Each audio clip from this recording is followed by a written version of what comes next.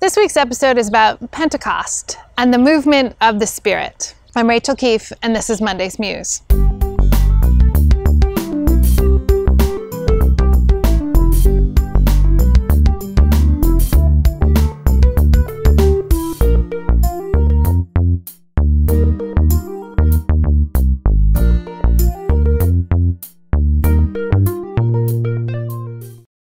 Our pool here is green. It's kind of embarrassing. This is not the picture you would post on Facebook. The only creature enjoying the pool is my little friend here. He made his first appearance this afternoon when I was trying to get the pump to work, and I lifted the cover off the filter basket and jumped a little to find a bright green frog. These things happen.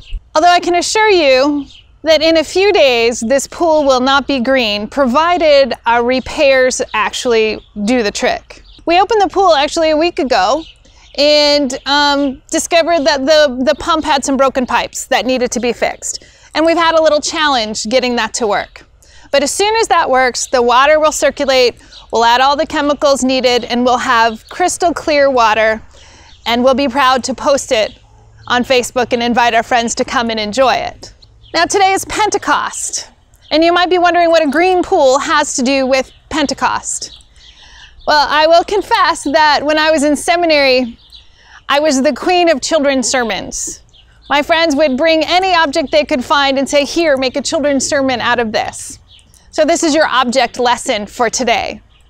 The way in which this pool will be transformed into something clear and amazing and refreshing is how the Spirit works in our lives. We like to think that the Spirit just blows through and leaves transformation in her wake. But if we look at the story of that first Pentecost, those disciples had done some serious work ahead of time.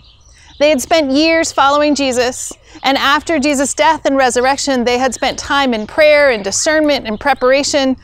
They were ready, they were waiting. And even though they were ready and waiting, the Spirit came in and took them by surprise.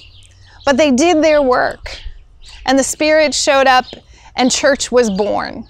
It's a good lesson for us, much like we have to do the work to make this pool transform into something usable. To be faithful followers, to welcome the Spirit when she shows up, there's work to be done.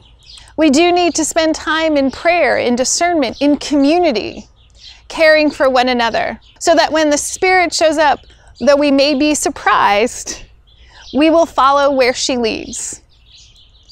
I hope you enjoy the wonders and gifts of the Spirit during this Pentecost season. Thanks for joining us, and we'll see you next week.